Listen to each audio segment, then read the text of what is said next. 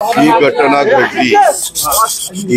घडल्यानंतर मी आमच्या पिंपरी चिंचवडचे एसीपी चौबे म्हणून आहेत त्यांना मी ताबडतोब सांगितलेलं होतं की ही अतिशय चुकीची घटना आहे आणि त्याच्यामध्ये कुठल्याही परिस्थितीमध्ये कुणाची हायगाई करायची नाही, कुणाचा राजकीय हस्तक्षेप आला तरी तुमारायचा नाही।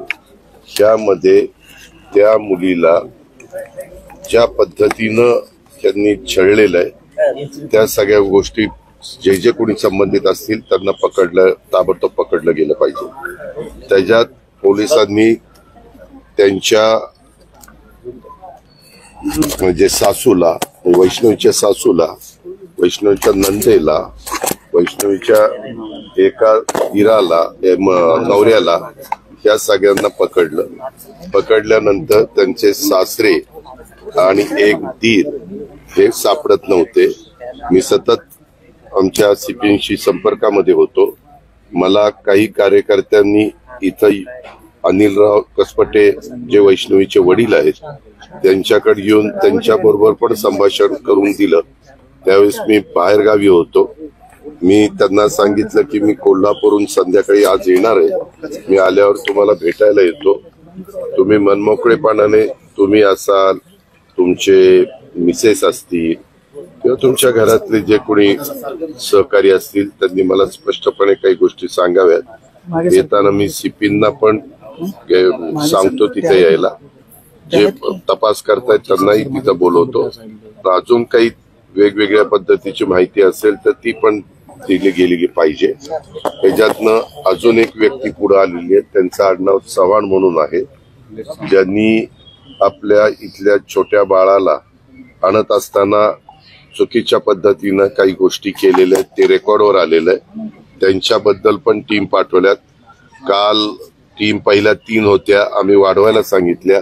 वाढवल्यानंतर सीपींनी सांगितलं होतं सगळ्या टीमलाच की आज जर ते मिळाले नाही तर मग म्हणले ज्या काही पुढच्या गोष्टी करायच्या ते मला नाईलाजास्तव कराव्या लागतील। आणि मग सगळ्या वेगवेगळ्या जे फोन आहेत ते फोन बदलत होते असं पोलिसांचं म्हणणं, परंतु ते सगळी त्यांनी सापळे रचले आणि त्याच्यातनं त्या दोघांना पकडण्यात त्यांना त्या ठिकाणी यश आलं।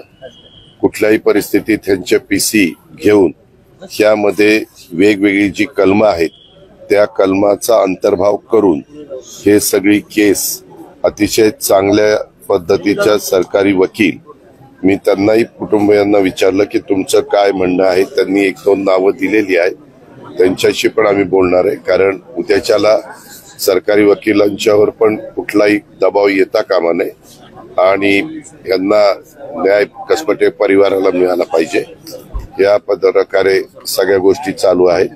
त्यांना सतत रोज काही नवीनची माहिती मिळाली तर त्यांना द्यायला सांगितलेले। आणि याच्यात फास्टॅगवर मी उद्या मुख्यमंत्र्यांच्या बरोबर आम्ही दोघंही दिल्लीला जाणार आहे, त्यावेळेस आम्ही बरोबरच आहोत 2 तास विमानामध्ये। त्यावेळेस मी त्यांना सांगणार की बाबा ही केस आपल्याला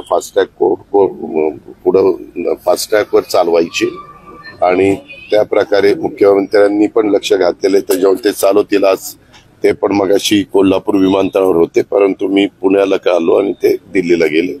अशी सगळी पार्श्वभूमी आहे आणि ज्या ज्या गोष्टी सांगितल्या त्या इतक्या नाजूक आहेत आणि इतक्या म्हणजे मनाला वेदना देणार आहे की त्या मी तुमच्या सगळ्यांच्या समोर विशद पण करू शकतो। महाराष्ट्रातील सर्व बातम्यांचे विश्वासार्ह व्यासपीठ, सकाळच्या सर्व सोशल मीडिया प्लॅटफॉर्मला लाईक, फॉलो आणि सबस्क्राईब करा। तसंच सर्व नोटिफिकेशनसाठी बेल आयकॉन प्रेस करायला विसरू नका।